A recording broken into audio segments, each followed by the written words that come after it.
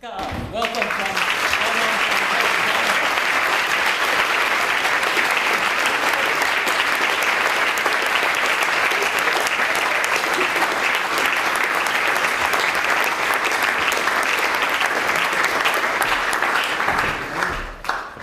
Well, ladies and gentlemen, it's a pleasure to be back here again at LSE. As you probably know, I've just written in my next book, Start Your Own Business in 7 Days. And what I thought I'd do is I'd take this opportunity today to share with you a little bit about my experience on what inspired me to write the book. The concept of Start Your Own Business in 7 Days was really inspired by my experience at Dragon's Den, where I met nearly 1,000 crazy people who had some of the most incredible ideas that you could ever imagine. And then during the period of Dragon's Den, I'd launched a website called jamesandfox.com, which attracted nearly 1 million people who approached me with, even more crazy ideas. And then recently I launched an app which is called James Cairns Business Secrets, that's had nearly 150,000 downloads of people inspired to look at business ideas. And just taking that wealth of activity and experience, it's given me the opportunity to understand what are the things that make successful entrepreneurs become successful. And what I've done in the book is really taking you through that journey of the things that actually work, the things that don't work, but what are some of the characteristics that I look for when I'm backing people. So what I thought I'd do today is, rather than really focusing heavily on technicals or the book, but actually give you an example to see some of the people that I've actually backed and introduce you to real life entrepreneurs, so you can gauge what is it that makes me back a particular individual, what are the qualities that makes that person successful. And my theme this evening is very much based around not success with a business as an idea, but success actually in business is about the individual. And the one common characteristic that I've met through the entire journey of Dragon's Den and meeting those 1,000 people is, generally speaking, each one of those individuals happen to believe that success lies in their idea. What I'm going to share with you today is actually, it's not the idea that succeeds, but it's the individual. So really what I want you to focus on today is to understand what are those qualities, what are those characteristics that when combined together make something really successful. In my analysis, I tend to focus that the idea represents 10% of success, the execution plan of that idea is 45%, and the individual's passion and drive is the other 45%. And those combination is what makes it successful. So let me just take you through the specific individuals that I'm going to introduce you today. So firstly, what I'd like to do is ask Spike Hughes, Debbie Smith and Faisal Butt to join the stage.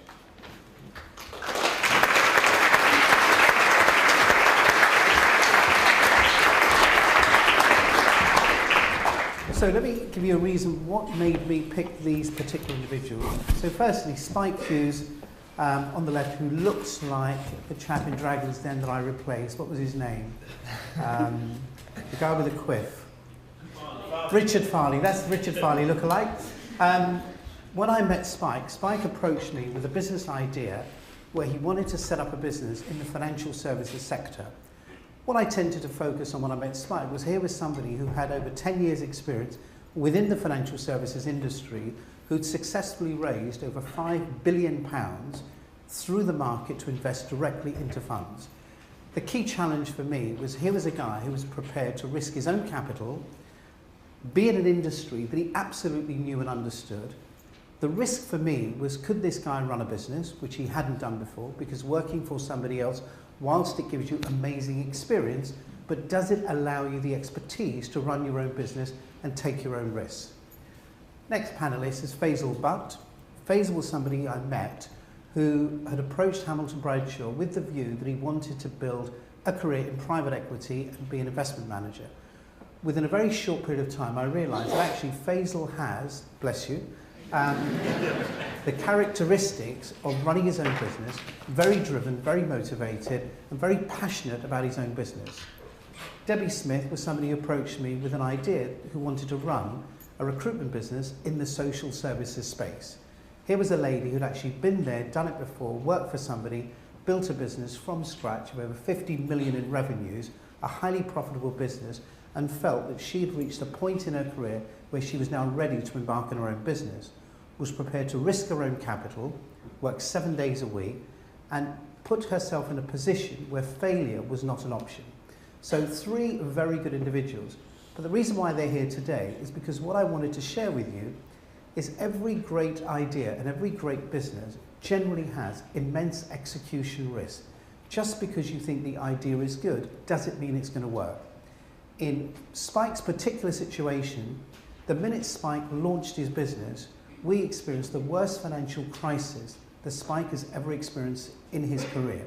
All of a sudden, the market that he was about to embark on literally collapsed. Nobody was interested in investing in financial products. In Debbie's case, she already established the business, got the business up and running, literally within a 3-year period, got the business to £20 million turnover, and realised that the government had imposed more aggressive cuts in the public sector that she'd ever experienced before. Her market literally fell out of bed, the margins in her sector literally got squeezed, and all of a sudden she found herself in a position that she could never have imagined when embarking on her business. Faisal had experienced a situation where joining Hamilton Bradshaw didn't actually have an idea as to what business am I going to invest. So like a lot of people in the room, I think I want to be an entrepreneur. I'm very driven, I'm very motivated, but what am I going to do? So Faisal finds himself in a situation with the correct circumstances, but doesn't actually have a business that he wants to launch. So collectively, we need to find a business that's going to suit Faisal. I think they, to me, represent the reality of entrepreneurship. This is not about the get-rich-quick scheme, but what I'm going to share with you is some of the challenges that people face. So from your perspective, Spike, if you can just share a little bit with the audience, some of the challenges that you face, that although the business plan looked great, the numbers look incredibly impressive, but what happened when the ink dried on the shareholders' agreement? Yeah, well, your cheque was obviously cashed. Clearly. Probably 24 hours before the market collapsed. So that was good timing. We've had lots of challenges. You know, trying to hire good people is very challenging. Lots of people are good in big companies, and they come into a startup company, and the environment's very different. You haven't got lots of resource around. You haven't got lots of people to help you.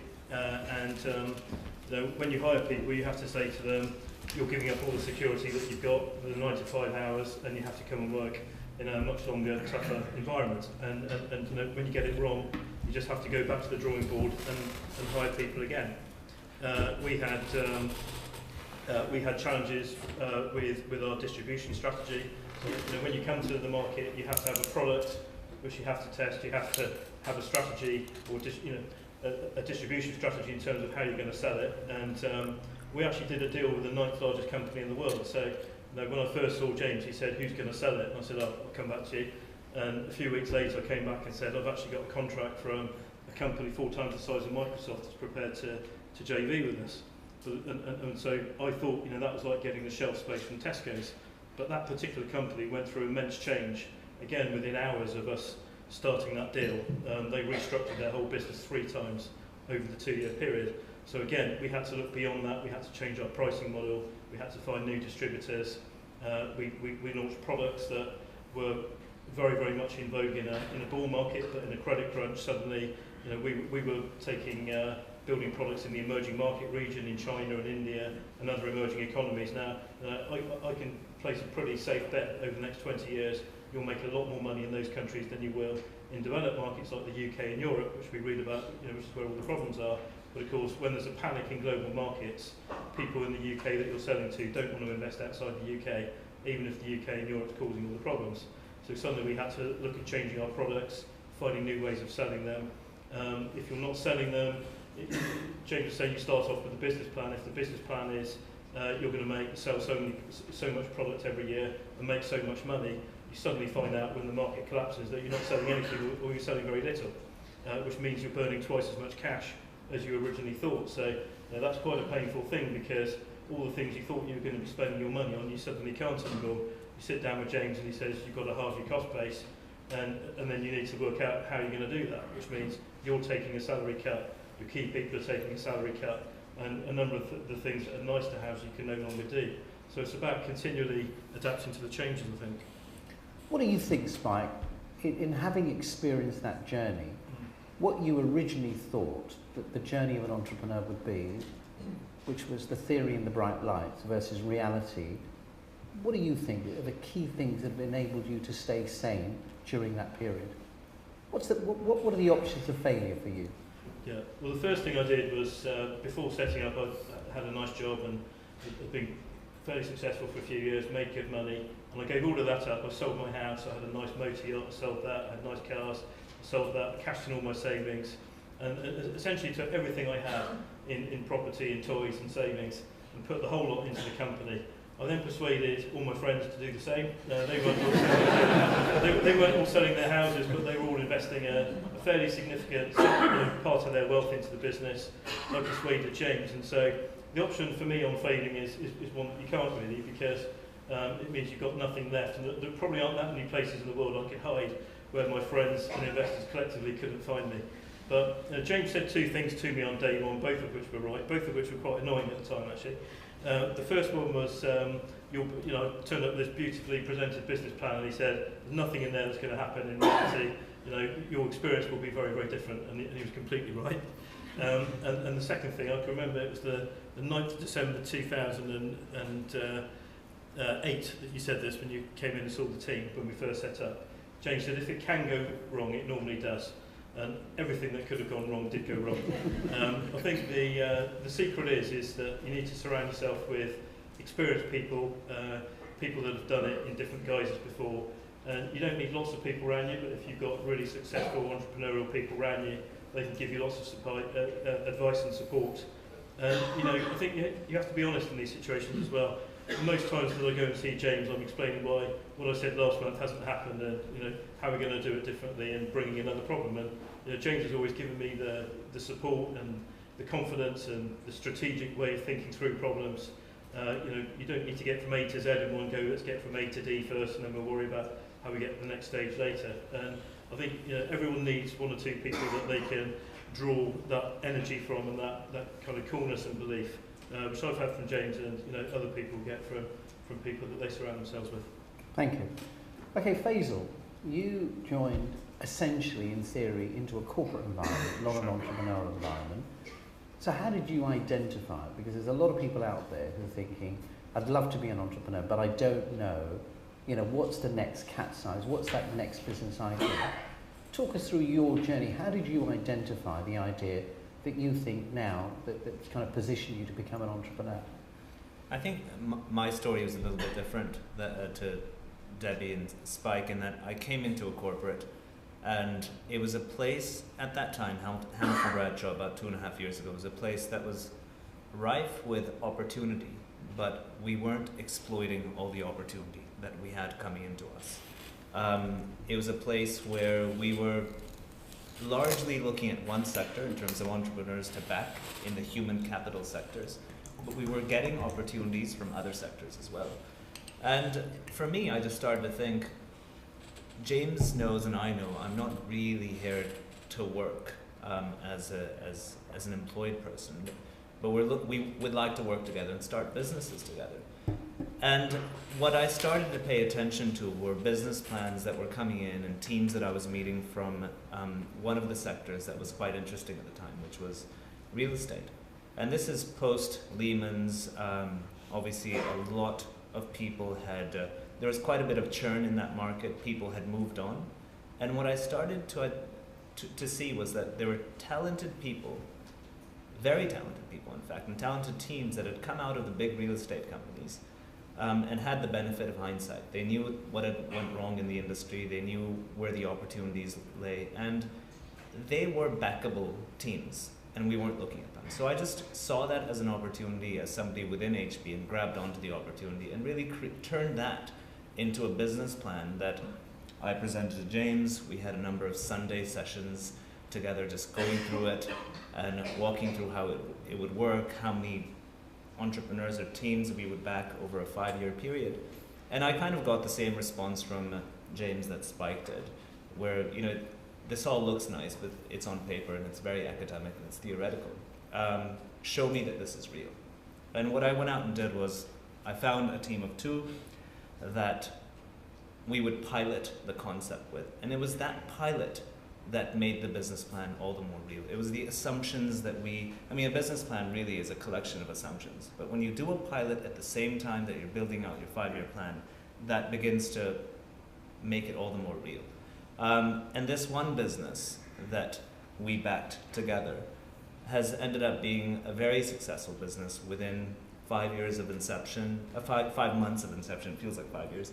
And, but actually, the reason why I probably slipped and said 5 years is because it is on the brink of doing potentially the largest deal within the HB Group's history. So really it was all down to backing the right people and really thinking about investing from a human capital perspective. Who's the team? What's the yin and yang between the founders? Do they fit in well together? What's the complementarity in terms of skill sets? And really, it was about finding the right team. And now the entire kind of 5-year plan is based on finding these teams and helping to grow and scale their businesses. And tell me, Faisal, so when you bring a business plan, you know, how do you feel when the first question I say is, it's so good, are you putting money in this deal? I know that I need to think through it very thoroughly before I take anything to James, which is why the model actually works so well. This is a model that James has kind of introduced into the way we invest in startups, where the guys bringing the business plan to the table need to invest in the business. Me being the one evaluating it and running HB Real Estate, which is the venture capital house that's backing property entrepreneurs, needs to put capital into it, and only then will James look at it, and that de-risks it. So I think in many ways when people talk about entrepreneurship being about taking calculated risks, it's about de-risking and managing risk, and I think it's these types of techniques that help you manage risk. Fantastic, thank you, Faisal. Debbie, you're in a very interesting business that actually took off and started amazingly well. Fantastic growth, attracted the right people, got the market, got the business up and running, made £1 million profit. Mm-hmm. It was all going really well and you thought you were... It's still going well, by the way. Steady. But all of a sudden, you found yourself in a position that you've probably never been before, where actually the market completely went against you. Mm. Just maybe talk us through a little bit about that experience, because here's a classic situation. On paper, it all looked great, and then what happened? So it did look good on paper, and I think you even said to me, James, correct me if I'm wrong, that after the first 2 years, I've never seen someone business plan so accurately. Mm-hmm. I'll take that. But then the market shifted, and it really did shift in terms of within the recruitment sector. We were actually a candidate short market and a very candidate-led market. Social workers in the UK is a needed profession. And that was really kind of most of our efforts went into that side of the business. So when the public sector cuts kicked in, it suddenly became about the client, and the client became king. It was a very job short market, and we'd actually aligned the business to a candidate short market. So suddenly we had quite a big gap where we didn't have the existing established relationships with clients. That was absolutely paramount to future success. So for me, it was about having a very strong team. I think we can all talk about the investment in human capital. Without the individuals that I brought on board from day one, I don't think we would have been able to evolve as quickly as we have been. And I think it's about them feeling that it's as much their business as my business. So from day one, the 4 senior managers that I brought with me, or started the business with, they weren't friends that I asked to invest, but they were colleagues, very esteemed colleagues that I'd worked with for sort of a very long period of time. And for me, it was about de-risking the proposition. It was about ensuring that I was only going to sort of make the gamble when I knew the odds were on my side or on the business's side, because for me, if the business failed, it wasn't just my money I was going to lose, it was the money of these individuals who I'd built very long-standing relationships with. So because of the team and the calibre of the team, we started with 10 people on day one, including the 4 managers. We were able to very quickly align our strategies, evolve the business model, what we were offering our clients, our candidates, and ensure that we're able to continue our growth trend. And I think there was definitely some sort of downtime where we didn't grow, but we just sort of held our position. But very quickly we were able to sort of realign strategies in order that we could kind of achieve growth, which is now coming through, thankfully. What's your forecast for this year? This is year 4. This is year 4. So the forecast is approximately 23 million turnover. It will be 3.5 million GP and 1.2 million EBIT. And what would you say, Debbie, just as an entrepreneur, somebody that this is your first venture that you've started out to, you know, when you're looking at that proposition, if people out there are thinking, you know, am I ready to start my own business? What advice would you say is, you know, what do you think have been the key characteristics that have enabled you to achieve that? I think I'm quite different to some entrepreneurs in that I'm quite risk averse and I'm a bit sort of, I don't like to take too much of a gamble. So for me, I took quite a different route, which was 7 years working for a competitor in the market, a very successful competitor. Built up my knowledge. It was almost like a training ground. And then once I knew I had kind of the skill set, having worked my way right through to the top and having dealt with kind of a number of problems, scenarios, making mistakes along the way, I think at that point, you know, I knew I was ready to start my own business. And I think... How much did you invest yourself personally? £100,000. And what would have happened if it had failed? Not an option. Not an option. I have a huge fear of failure as an individual. I don't have a problem admitting that. You know, I'm very risk averse, and I think for me it was about sort of making sure that the odds were on my side when we started the business. And I think for me the other thing to consider was that I had 4 managers who invested their life savings as well. So if this business didn't work and it wasn't the right strategy and business plan, I would lose their life savings as well as my own. So for me, you know, we had to make sure that it was a robust plan, that we were able to evolve it quickly and make changes quickly. But ultimately it was that we ticked all the boxes and we removed and mitigated as much risk as possible. So I think what you'll see there, ladies and gentlemen, is I suppose if you put yourself in my position, what makes me decide to invest in a particular plan or an individual? The common characteristics, I suppose, with Spike and Debbie is these are 2 people who have a proven track record where they can demonstrably show me that this plan is going to work. They've done it before, they've tried and tested.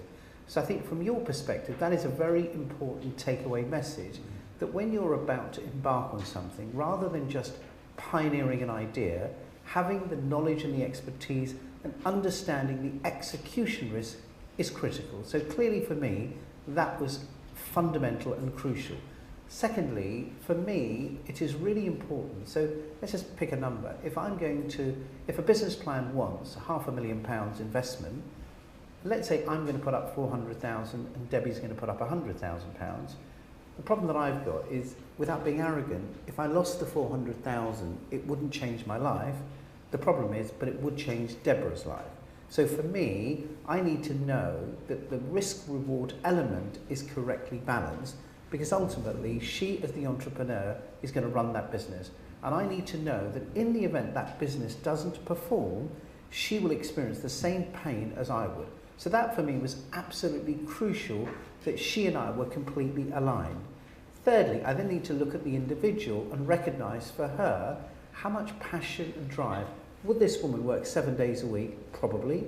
Would she work in that business even if she wasn't going to be paid because the business didn't perform? Absolutely would do. So I think what I'm looking for, and I think from your perspective, when you're sitting there thinking, am I ready to be an entrepreneur? The key question is, are you prepared to make the sacrifices that are necessary? I think what you'll do is, through the book, you will see that the way I've kind of described the concept of the journey in 7 days, in a way, I was imagining going down a journey on a train and saying, in that journey, there will be a number of obstacles that you will come across where I will challenge you through the book to establish whether are you ready. And at each part of the journey, when you get to the next stop, I say, if you haven't passed test A, you have to get off the train and leave the station because you're not ready. And the idea being is, if you get to the end of the journey and you've passed all the relevant tests, then you are definitely ready and prepared to begin your journey as an entrepreneur. Thank you very much indeed. Okay, thank you very much for this very interesting presentation, introduction. Time for Q&A. So this is your chance to ask the questions and get the secrets of these very successful entrepreneurs. Two things. If I give you the floor, please state your name first. And please be short in your question as well. And we try to keep the lectures during the day at the LSE. So who would like to ask a question? There's a question actually at the back. The mic is coming to you.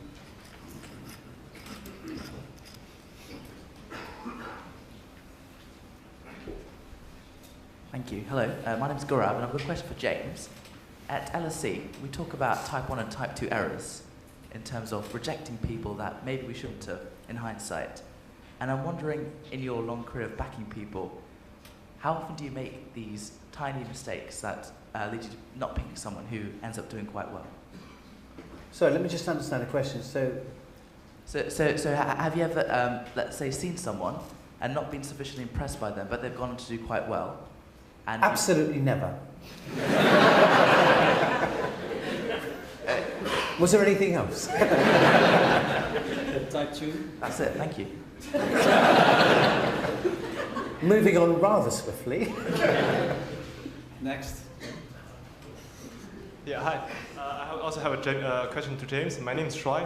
Like all the three examples, the financing people you showed to us, like they all got the work experience, before they switched to entrepreneurs. Like, as I'm a student, without much experience.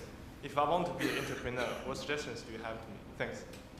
I think what I'm trying to, and I picked these three individuals very specifically for that reason when I was coming to LSE, because I wanted to demonstrate that being an entrepreneur is not a race, it's a journey.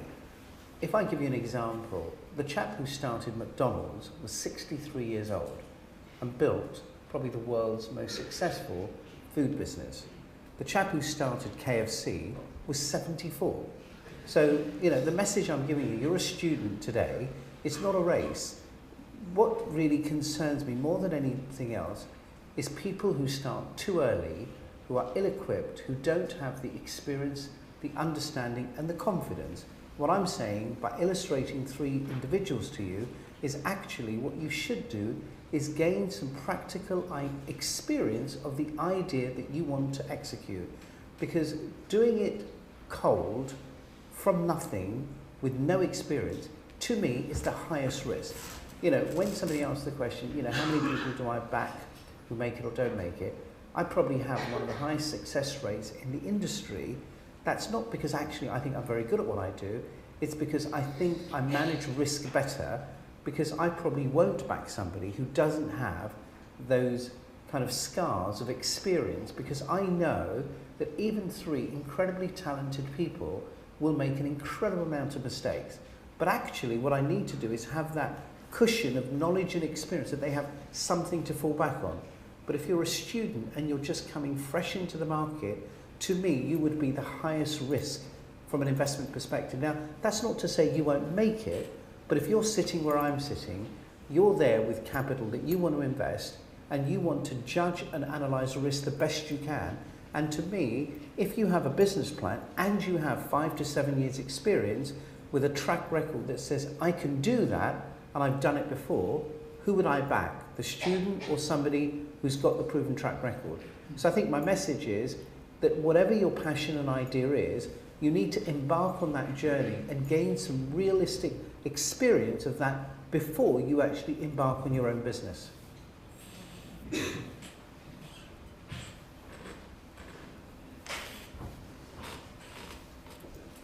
Yeah. Hi, my name's Ricky Katari. It's really to the panel. I'm going through this journey like many of you are as well, and especially people in the room. Do you get those the kind of days where you feel slightly the energy levels have dropped slightly? I'm only saying that because I've actually pitched to Hamilton Bradshaw Venture Partners with a gap analysis tool a couple of weeks ago, and it was really about understanding in that pitching situation how have you felt and your experiences of that. Faith?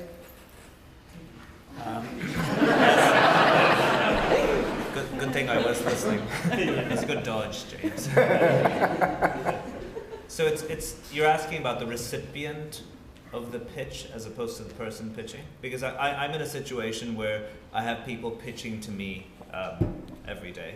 And I think the way my energy levels stay high is because I'm kind of feeding off of the energy of these entrepreneurs. I mean, there are days where I'll just schedule my day all day long, meeting entrepreneur after entrepreneur after entrepreneur. You can just imagine the energy levels that I'm just experiencing all day long. So I mean, how do I keep my energy levels up? It's because I'm surrounded by it and I feel it myself. It's also, HB is a place where there are startups and joint ventures all around us. So there really is a lot of energy in that environment. And we've created that environment because we incubate many of the companies and teams that we back there. So it's hard not to have that energy because you're surrounded by it, really.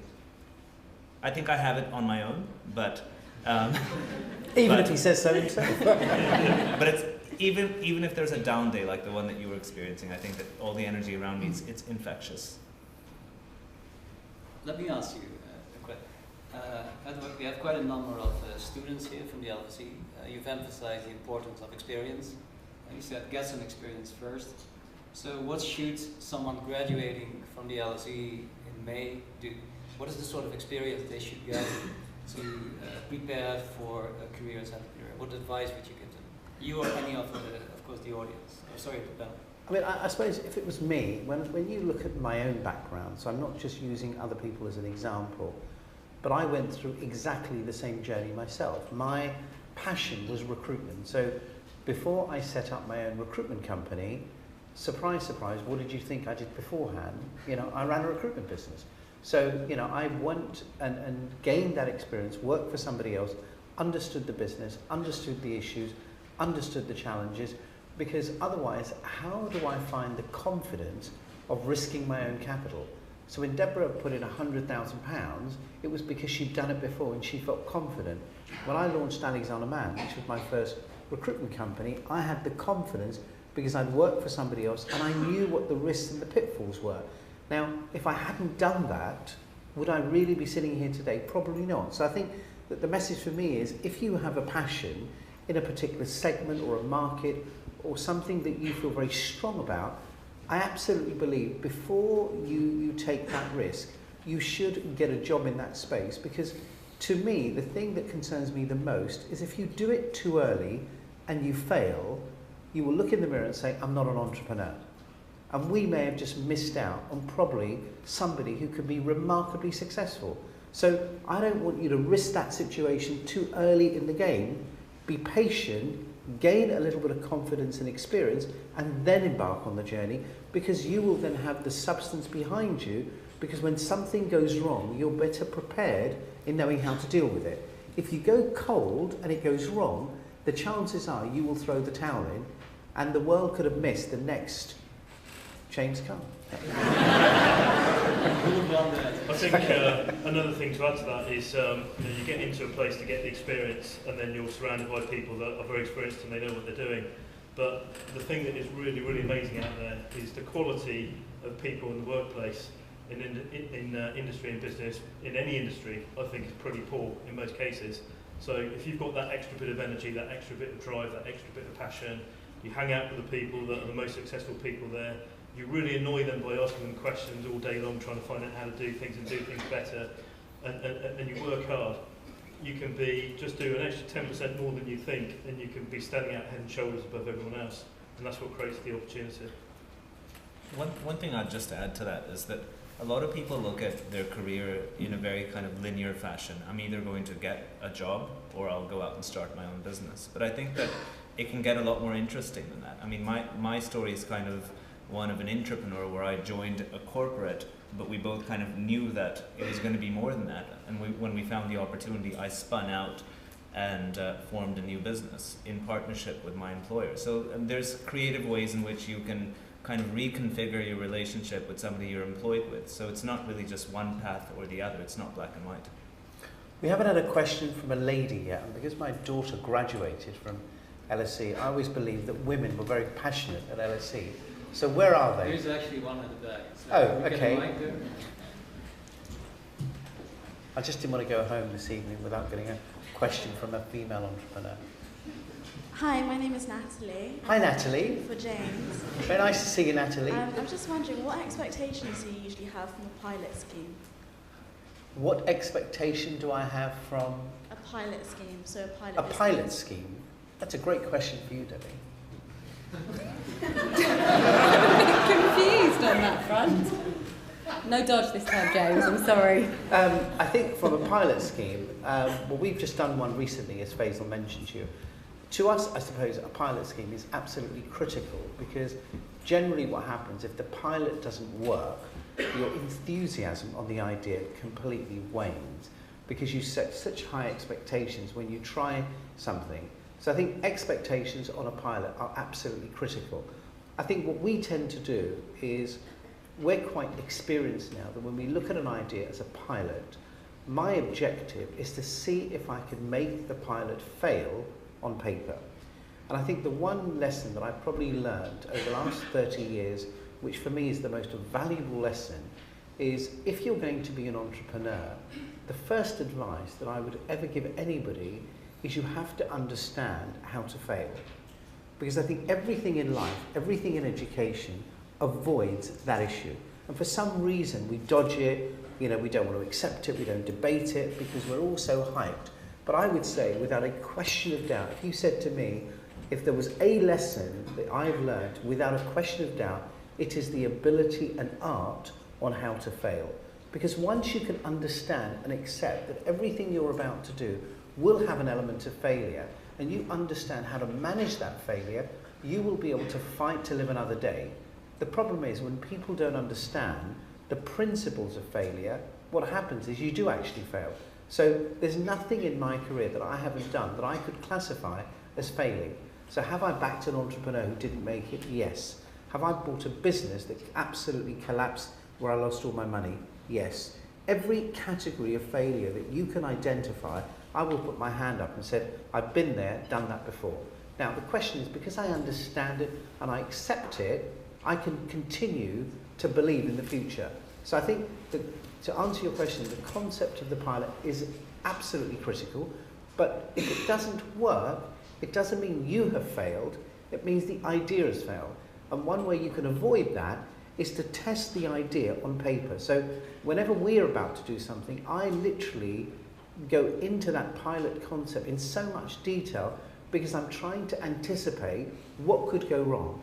Because to me, the book, Start Your Own Business in 7 Days, the primary function of that book was, I looked at the UK last year, there were 350,000 businesses that failed last year. I believe that 80% of those businesses I could have demonstrated could fail on paper. Now, if I can show you a plan that doesn't work on paper, I have saved you a fortune. And also, I've retained your confidence and belief that you will have another go. So the key message for me is any idea, it is possible that you can experiment so much with that idea on paper, because if it can fail, to me, you've succeeded. Maybe ask Faisal as well, because you talked about the pilot question. Sure. So what advice would you have about how to do the pilot? Sure. And what are the sort of assumptions that you test for the pilot? What advice do you have for people who know they need to do a pilot, but how to do this? I mean, it's a bit of a no-brainer, but I think that you need to take a sample transaction all the way from start to finish and walk through every step of it. And then just ask yourself the question as the entrepreneur, do I have the skill set to do that one bit of it? I mean, we're sitting in an academic environment, so I can get a little bit academic about this. I would just take your transaction from start to finish, flowchart it out, and just ask yourself, am I the best person to be able to do that step? Am I the best person to be able to do that step? And I think that whole exercise, while it sounds academic, will very quickly tell you whether you have the right team in place. And most likely, you're going to need to strengthen your team and find a partner that complements you. Okay. Question in the back. Yeah, very back, behind you. There, yeah. Hi, my name is Patrick. I'm an LSE student. I was wondering if you can walk us more in detail through the decision-making process that you make when you make an investment. And also, I would like to know more about the ability to fail successfully. That was interesting. Sorry, what was the last point of your question? Just like, can you walk us through your decision-making process when you make an investment in more detail? Okay. So, typically what happens is somebody will, so let's use a live example. So Debbie approaches me with a business plan. So we initially look at the plan and say, does the plan actually make any sense? Do I agree with the market? Is this a sector that I believe is growing? Do I think there is a sustainable growth opportunity? So we will tend to do a reasonable amount of due diligence on the sector. If the sector doesn't work and the opportunity, you kill it there and then. Assuming I like the sector and the dynamics of the sector make sense, I then move on to the entrepreneur and say, is this a backable individual? I tend personally to spend more time on the second part than I do on the first part. So then look at the individual and say, what would make this person succeed? What is she putting to the table? What risk is she prepared to take? What would happen to her if this plan didn't work? What are the key drivers in this plan that makes the plan successful? In Debbie's case, it was absolutely driven by one major component, which was she had an assumption that she would identify 10 people at launch.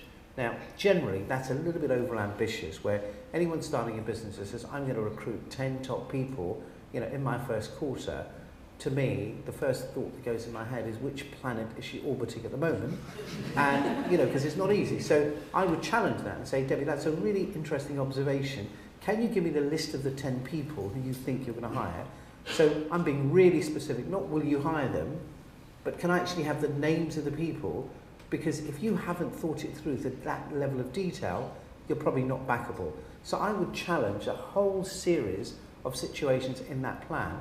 And normally, for me to get to my conclusion, I will probably ask that individual to test a number of those assumptions to prove to me that they've actually thought them through. Because as you know, you can create any business plan that you want. If you can apply the right assumptions, you can make the plan do whatever you want it to do.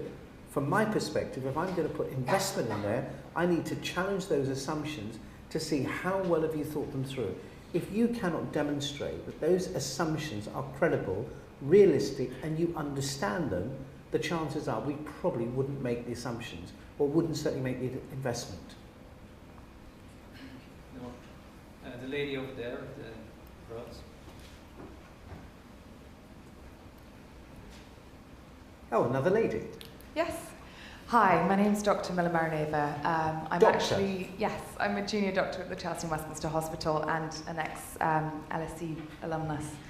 I have a question for you, seeing as you talk so much about gaining experience in the sector that you want to obviously become an entrepreneur in. For those of us who are in that sector and have gained the relevant experience, how do we go about taking that leap and, possibly cutting off a secure job to actually become an entrepreneur, and how, what kind of advice would you give to us? And the second part of my question, which I think is going to be slightly more relevant to the majority of people here, is regarding having those fantastic ideas, and how do you take those great ideas and pilot them and put them out there, when so many of us, I guess, are scared of people sort of catching on to the idea and, borrowing it and using it in some kind of other way, shape or form? Okay, really good question. Okay, let me firstly kill the one common myth, which is when somebody has an idea, generally, as you quite rightly said, they're scared, but if I go and tell somebody, they're going to copy it. If I had an idea that I thought was amazing, I thought was the next big capsize, I would do the complete opposite to what you said, which is I would go and tell everybody. Because what I would be trying to do is I would want to know, why is the idea going to fail? Now, I don't have the patent on knowledge, so I would go and talk to as many people as I can, but what I wouldn't be saying is, what do you think of this great idea? Because just because the way you frame the idea, you're almost anticipating the response. I think it's incredible, you'll do really well. Whereas I'm going to say, listen, I've had this idea, I'm not sure if it's going to work. What do you think? Because I'm going to learn more from somebody that can find something wrong with it than somebody who tells me it's great, go ahead and do it, because I learn nothing. So first, I'm not afraid if they copy the idea. And the reason why I'm not afraid, because if it's that easy to copy, it's not a great idea. You know, so to me, I'm not actually, because if you honestly think that the quality of your idea is such that within 10 minutes of a conversation, somebody can go ahead and implement that idea more successfully than yours, I don't believe it could be that great. Because if I go back to my beginning point, it is not the idea that succeeds, it is the individual. Businesses do not flourish on their own. They need the passion, the drive, the commitment, the determination of the individual. It is the individual who breathes life into the idea. So just by telling somebody else, I don't believe somebody else will ever have the passion that you will have. So because of that, in 30 years of my life, I have never been afraid to share that idea with anybody. And if somebody does, and to this day, nobody has ever literally gone out and copied the idea. Now, maybe the message in there is because all the ideas I come up with was shit anyway. So maybe there's the answer. No. So I think, personally, I'm not going to be paranoid. I'm not a great believer of the kind of whole patent structure. So, you know, a lot of people go out there, get an idea, and think, great, let me get it patented, let me go and spend a fortune, etc. Do I really believe in that? No, I don't. And simply because until I've proven the idea to work, I'm not going to waste my money. Because if you go to one patent lawyer and you get it registered, I will guarantee you go to another patent lawyer and said, if I wanted to get round that patent, what would I need to do? And do you know what? It takes the guy 10 minutes to work out that if you change the fabric, if you change this design, or if you, there's a little quirk here, it gets around the patent. So what have I really achieved? So only until I've actually tried and tested would I even bother patenting it, because I'm going to waste my money. I think the key thing for me is if you have an idea that you believe in, number one, if you're not prepared to take that risk, you're never going to do it anyway. So at some point you have to get to that position. The only way I believe you will get to that position is you get the idea, you put a plan together, you create a business plan, and then you test the assumptions. You know, and I suppose to me the best piece of advice I can give you, the only assumption to me that really and truly matters is, will somebody buy this that I don't know? Not my friends or my family or my brother or my sister, but if I went to the open market, is this a product or service that somebody independently is ready and willing to pay for? Because I'll give you a really sort of very quick example of a friend of mine who approached me with a great business idea, and I think this is quite typical of some entrepreneurs. So here's a guy, he actually knows me very well, he's been a social friend of mine for many years, and he approached me and said, James, I really feel embarrassed because, you know, I know you get this all the time, but I actually have an idea, I want to pitch you. I think, okay, well, you can join the queue with the other 1,000, but I'll give you 20 minutes, let's have the pitch. Anyway, so he's bought this, embroidery machine, and he's come up with this idea that he wants to go to people who have normal clothes, like you've got a regular jacket, and he wants to embroider logos and motifs on your existing garments. So, you know, I had a kind of a dinner jacket that had the velvet thing, and he just put a bit of velvet, was it like kind of purple stitching, that just made it a bit unique. Anyway, he said, what do you think of the idea? I said, you know what, actually, I can see there must be people out there who've got clothes that they don't wear anymore, but you can jazz them up a bit. It's not very expensive. I think you should go ahead and do it.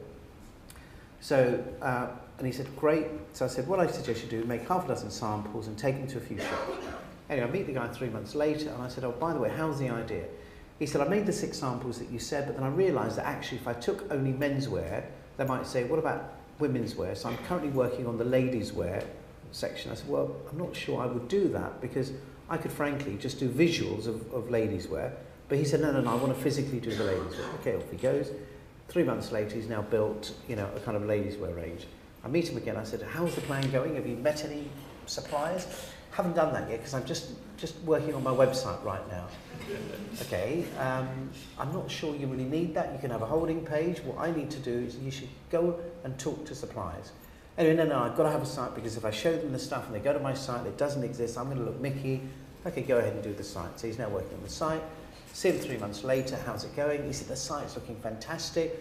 Haven't spoken to a customer yet because we've got a photo shoot coming up next week, because I've got some models coming in. I've got to get the right pictures, you know, because if they look at my site and my pictures aren't great, so, okay, I've got to do that. Okay, 3 months go by, we've got a photo shoot, we've got models, all that sort of stuff.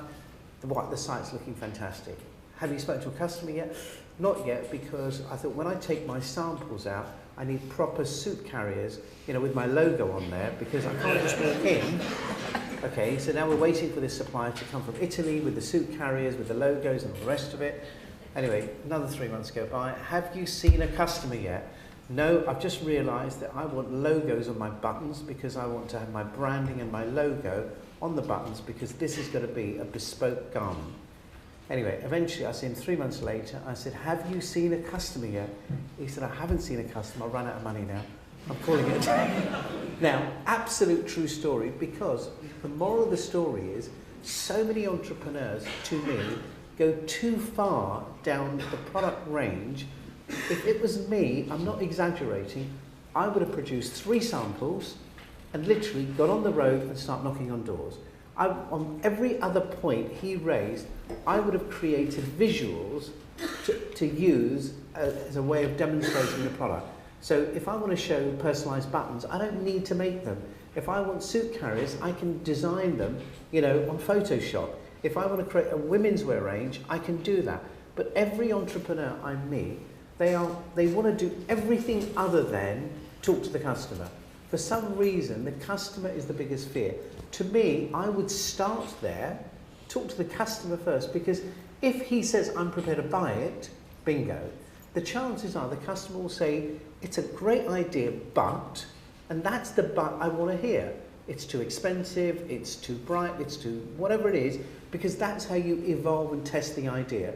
Use the customer to help you gauge your proposition, because if the customer says yes, that is the best evidence that you will have that your plan is ready to succeed. We'll ask at the end again and we'll see how many people are. But what I would like to ask you, to go to the core of, what was the key question in your minds that you're having or had when considering to start your business or not? This is your chance, actually, to get free advice from the most experienced people in business. Normally you have to stand in a queue for 1,000 people. Now you can be ahead of the queue and ask a question. Yeah, the guy in the red shirt here. Can you hear me from here? I can hear you, absolutely. The mic is coming. My name is Eric, and the question I had before was what sort of experience... Thank you very much. My name is Eric, and my question I thought initially was what sort of experience should I get before I set up my own business? And you have sort of answered that. But another question which I had was, is it useful to work with somebody else's startup before you set up your own? Thank you. About time you took a question, Debbie, please. Well, that's exactly what I did. So I started a social work recruitment business. I was the first employee in the social work market. So there were only 2 of us on day one. And I think for me that was vital in the journey to where I am today, because I saw that business from a very small business right through to the market leader. We had, at the time that I left, as James said, it was a 50 million turnover company. There were 65 staff just recruiting into the UK social work recruitment market. And that business went through some serious growing pains along the way. Mistakes were made. I was part of that. You know, I progressed through that quite organically through the growth of the business. And I think what that's given me is a kind of roadmap now for what I'm doing with my own business.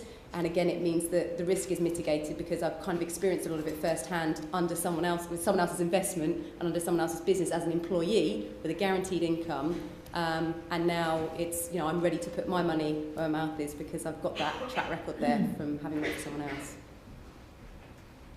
Okay, the gentleman. He looks like a man with a bit of experience to me. What, are you trying to say I'm old or something? Thank you. Mark and Filigov. 2 or 3 things, really. You said a few things about capital and putting capital into the business. What happens if you don't have cash, and how do you address that? Because not a lot of people will be in a position where they're wanting to start something, but they don't have cash. You've also said get the experience and don't go in too early, but a lot of people are quite young perhaps and have extremely good ideas. I mean, there's some very famous examples there at the moment that have turned into billion-dollar companies. And the third thing is at the other extreme of that, I believe there are possibly scales of entrepreneurship. All of you are currently involved in higher turnover things, very successful and all the rest of it, but for some people, and perhaps many people today, who are starting businesses for a range of reasons, maybe don't have that as a sort of aspiration, or maybe the business that they want to start can be successful for them in that it will make a living, but it doesn't necessarily reach those IPO and multi-million pound heights. So what would you say about people at a smaller scale? A couple of good questions there. I mean, I think firstly, when you look at the business idea, the first thing you should do is ask yourself a question: is this a hobby? Is this a boutique? Or is this a business? Now, I think there's nothing wrong with either one of them other than not knowing. So I think what I've experienced is somebody who runs a boutique thinks it's a business has got it wrong. Somebody who comes up with an idea that is not a business but a hobby that thinks it's a business is wrong. So if you come up with an idea and it's a hobby and something you can do in the evenings that makes you money, that gives you an additional income, I think it's absolutely fine as long as you accept that.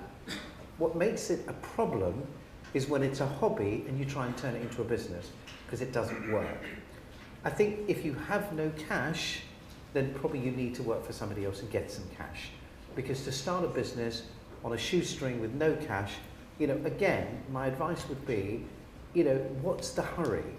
What is the race? Because I think all you're trying to do is fail quickly. I don't think there's any need to do that. My advice is be patient, be prepared, and do it right. Give yourself every reason to succeed, not every reason to fail. So doing it with nothing, I think, is a little bit of a risk.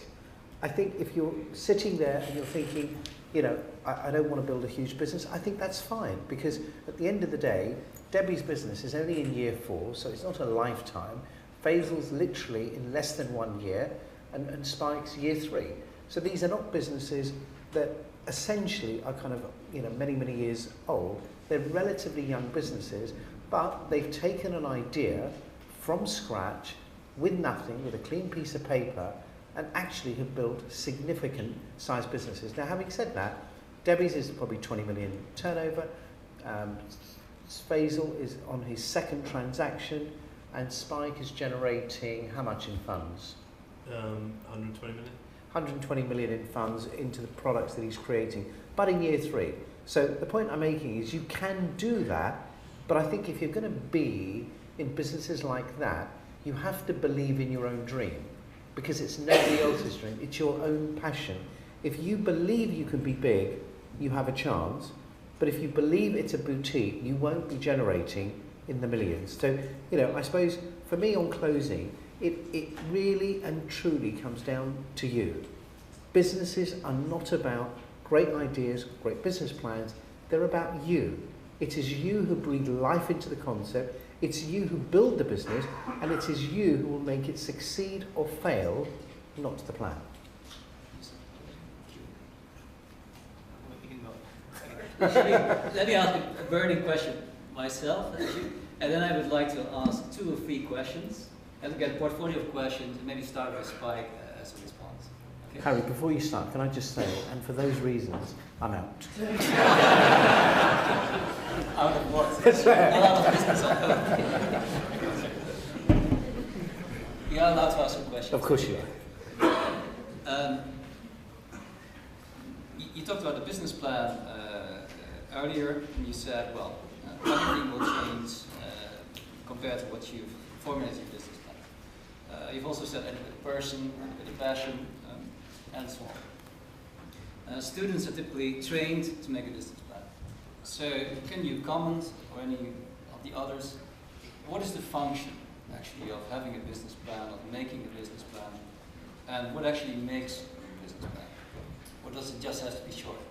Sure. Who would like to take that? And Spike can ask you too. Yeah, well, first of all, you need to know what your business is, and then secondly, you need to know what it does, and then people want to know how it's going to make money, and then they also want to know what can go wrong. And so you need to better get those 4 key points in place, really. And then, obviously, once you get on that path and you get on that journey, things do change, the market changes, things take a different course. And you need to always know how and when to actually change the action and change the plan. And if you've built a product that's wrong, we did in our first year, you think the market wants it, but for some reason it doesn't. The worst thing you can do is to spend the next 3 years justifying it and defending it and put more and more time in. And what you actually need to do is cut your losses quickly and move on to something else. Any of the others that would like to comment on that?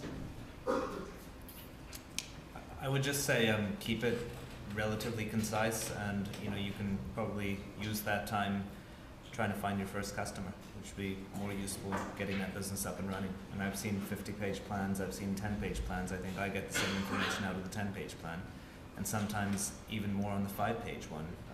I'd say just go out there and get started. Do your pilot. And I would agree with that. I mean, I think from my perspective, my plan was about 5 pages long, mainly consisting of spreadsheets.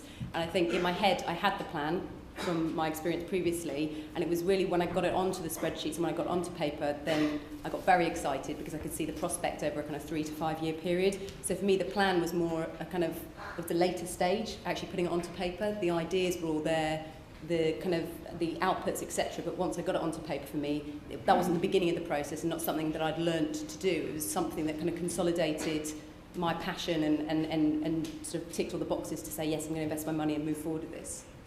I mean, I do absolutely believe that you need a plan. I don't believe you're ever going to be able to go and raise money or launch a business if you don't have a credible plan. The question is how long or short should it be and what the content should be, but I don't want to be sitting here diluting the principle or the necessity of the plan, because you absolutely do need one. Thank you. What I would like to do now is maybe take about 3 questions, and I would like to start with Spike. You can pick the question you like, you can ignore the questions, give some last advice to the audience, whatever you feel like saying as a last show. And then the last word will be for James. So can we take the lady there at the back? Question? I think the youngest entrepreneur has been ignored. Sorry? Question as well. You haven't got the question? No, not me, the youngest entrepreneur. Yes. Okay, who is the youngest entrepreneur? Okay, I would love to hear the youngest entrepreneur as well. What is your age? I'm 12. Have you started your first business already? Or Yeah. What is your business? Car washing. Car washing? Okay. Mine's outside if you want to give it a call. Fantastic. So what is your question? My question is, if you have a small business, how can you turn it into, like, what are your tips for turning it into a larger one? Just wash more cars, I think.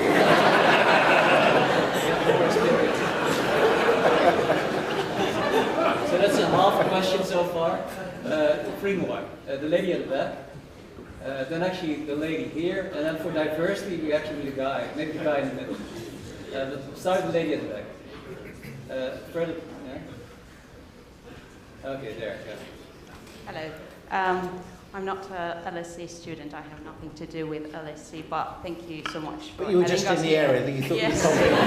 Yes, and it's a great opportunity, and thank you so much for this. Well, because I'm not, and my business partner as well, we are not here aware of how to approach James and people like, successful people like James can't. Are there any particular ways, except filling up Dragon's Den application form or a website, how to approach Mr. Khan and others? If you stand by the exit in about 10 minutes' time, then...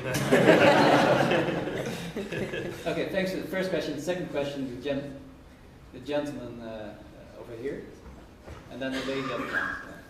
Hi James, it's Sandy. Just wanted to ask a question to Faisal and James. I think you recently backed a company called Garrington Home Finders. Just wanted to ask why did you actually back them, and a bit more about the model and perhaps their exit strategy. Okay. I've just got a question. I'm looking at developing a business, but it's not a service-based business, it's a product, which is a consumer product with a sort of technological component to it. So I'm curious to know how you'd go about developing that, seeing as there's all these companies that supposedly offer you lots of help in developing these things, but actually it looks like there's a lot of upfront fees for securing patents, which, as you said, seems a little bit pointless, possibly. So am I better off going to a company and trying to do some sort of partnership arrangement there, or is there some company maybe I haven't heard of that would be more helpful? Mm-hmm. Okay, thanks very much for these questions. We'll start with Spike. Spike can either pick one of the questions or totally ignore it and tell what he wants to share. No, I'll start off with how to get to scale, because you do need to wash more cars. But the problem is there's only so many cars that you can wash yourself. But I think what I did, I set up a small financial services company, but then I found a big company that could distribute my product. So that company was AXA, and they were the biggest financial services group in the world. So even though we were small ourselves, we found a very big distributor that could then give it some scale. I think in your case, if I was washing cars, I'd try and find a big employer with a big staff car park, and then if you could secure a price and so many cars, and then you could then have the security that you can actually supply lots of your mates to go and clean them for them. But you need someone that can give you scale. Faisal, pick a question. Faisal? I'll pick the question that was targeted at me. On Garrington, it's a bit of an obvious one, isn't it? Garrington Property Finders. We backed them because we, essentially a lot of people had kind of shied away from investing into Garrington because the company had kind of a troubled past 2 years ago. But what people didn't realize was that the guy who founded it, who started spending most of his time in the media, wasn't involved anymore. So we were backing the new, younger generation that had done the management buyout. And we believed in him, so we backed the individual. The second reason is if you just looked at their database, they had searched for homes for a number of private banks and their clients. They were very well networked and plugged in to various referral relationships. And we thought that there was latent value in that. We knew that they had a platform that could be scaled, essentially. Debbie? Words of wisdom to close. Not to close, I think you're closing, but to gain investment, I think that's quite an interesting one. For me, it was quite traditional in that, again, I had the experience there, so I was on the scene, and I think when I decided to go off my own, I had some contacts that I could use and network through. But I think these days you can be quite creative, and I just remember back sort of a few years now, there was a guy outside Liverpool Street Station with a sandwich board sort of asking for a job, who subsequently was hired, but I think he did something quite creative and different. And I think if you're not getting through on the traditional channels of approaching people through the internet or whatever it might be, then I think you need to think maybe a little bit more creatively to get people's attention, whatever that kind of method may be. I think what I'd like to do on closing is say that for me, picking the journey to become an entrepreneur has probably been the most fascinating journey of my life. I think, I started, left school at 16 with no qualifications, with no money, and I think that the journey of being an entrepreneur has really been an incredible, I've enjoyed every minute of it. And I was recently being interviewed by a journalist who said to me, if I had the choice of doing anything in the world I could do, what would I do? And I genuinely had to take a step back and reflect. And I said, actually, if I had the choice of doing anything, I'd do what I'm doing today. So I think for me, if this is your passion to be an entrepreneur, then I couldn't recommend a better profession, because I do think it's an incredibly and exciting opportunity to be your own boss, to be in control of your own destiny. The only thing I would say on closing is the only way you can do that, there's only one thing you need to do. The thing to me that's stopping you from being successful, that the most important ingredient is you have to buy the book. Because in the book... Okay, thanks very much, Bernard, for sharing your